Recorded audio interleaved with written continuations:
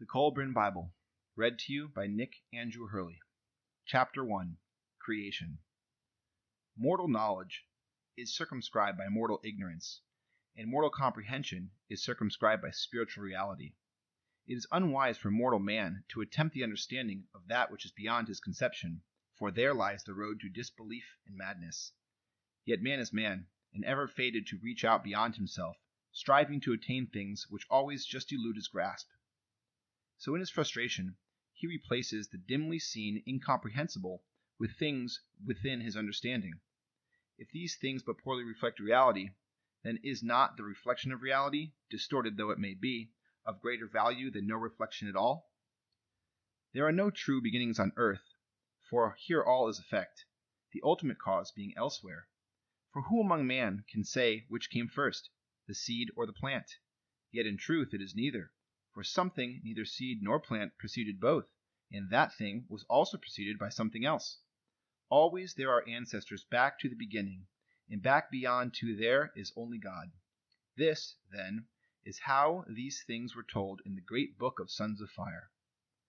Before the beginning there was only one consciousness, that of the Eternal One whose nature cannot be expressed in words.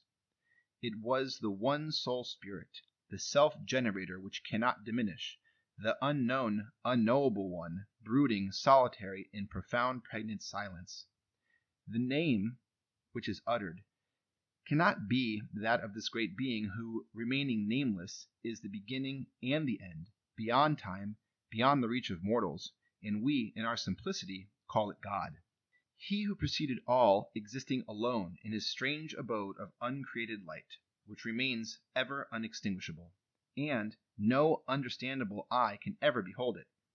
The pulsating draughts of the eternal life-light in his keeping were not yet loosened.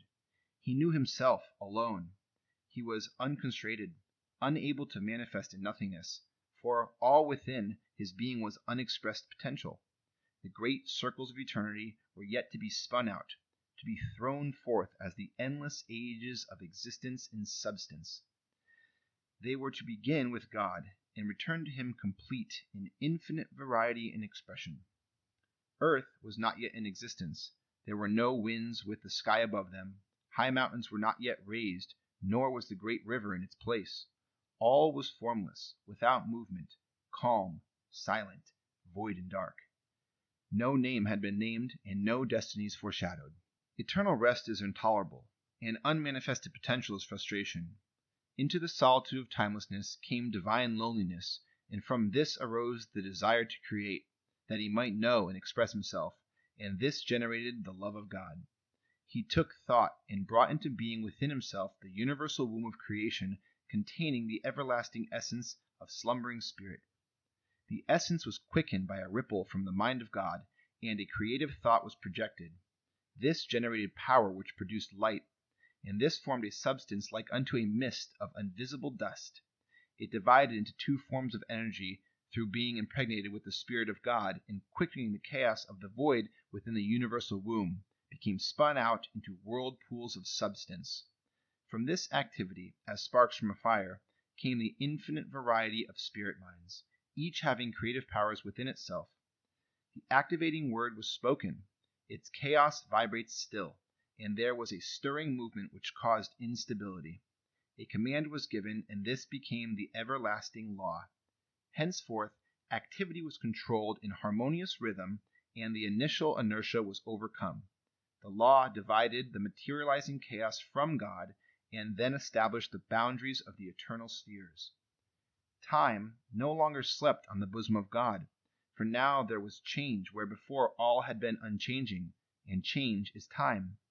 Now within the universal womb was heat, substance, and life, and encompassing it was the word which is the law. The command was given, let the smallest of things form the greatest, and that which lives but a flash form everlasting.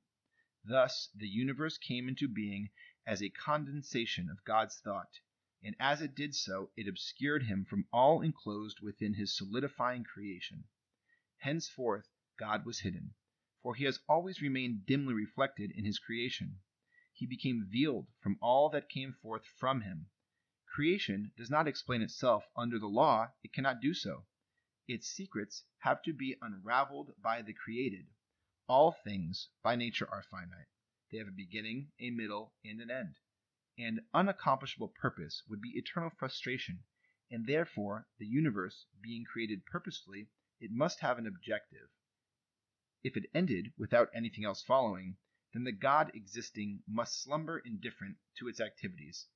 But he has made it a living work of greatness, operating under the changeless law.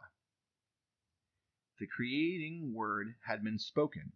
Now there was another command, and the power going forth smote the sun, so its face was lit, and it shone with a great radiance, pouring warmth and light upon its sister earth. Henceforth she would live within the protection of her brother's household, rejoicing in his benevolence and strength. The waters upon the bosom of earth were gathered together, and dry land appeared.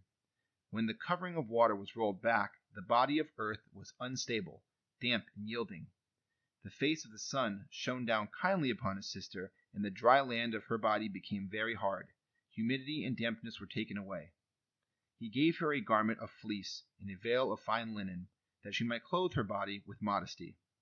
From the great womb had sprung the spirit of life, and it was rampant in the heavens. It gazed upon the earth and saw her fairness, and was filled with desire, and came out of the heavenly spaces to possess her. It came not peacefully as a lover, but temptuously as a ravager. Its breath howled along her corridors and raged among her mountain tops, but it did not discover the dwelling place of the spirit. She had withdrawn, as a woman withdraws before force, for modesty must not be outraged in submission. Yet she desired its embrace, for among all the radiant company was honored. The sun saw her perplexity, and he wrestled with the spirit of life and overcame it. When it was subdued, and the primal struggle had ceased, it was delivered by the sun to his sister. It was chastened and quietened, and in silence brooded over earth's waters, and she was stirring in response. Mud eggs of life potential were formed in swamps and at the meeting places of land in two waters. The sun gave quickening heat, and life crawled forth upon the bosom of the earth.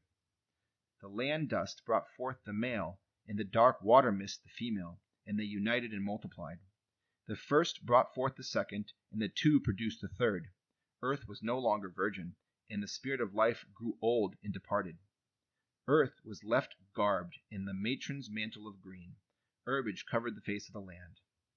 The waters brought forth fishes and creatures which moved about and twist themselves and wriggle in the waters. The serpents and the beasts of terrible aspects which were of yore, the reptiles which creep and crawl. There were tall walking things, and dragons in hideous form clothed with terror, whose great bones may still be seen. Then came forth the womb of the earth all the beasts of the field and the forest, all the creatures of creation having blood in their bodies, and it was complete. Beasts roamed the dry land, and fishes swam in the seas. There were birds in the sky, and worms within the soil. There were great land masses and high mountains, wide barren places and heaving waters. Fertile greenness covered the land, and abundant life swarmed in the seas, for now earth throbbed with the energy of life. Metals lay hidden in the rocks, and precious stones within the soil. Gold and silver were scattered and secreted. There was copper and tools and forest for timber. There were swamps of reeds and stones for every purpose. Everything was prepared. Everything was ready. And now earth awaited the coming of man. End of chapter 1, Creation.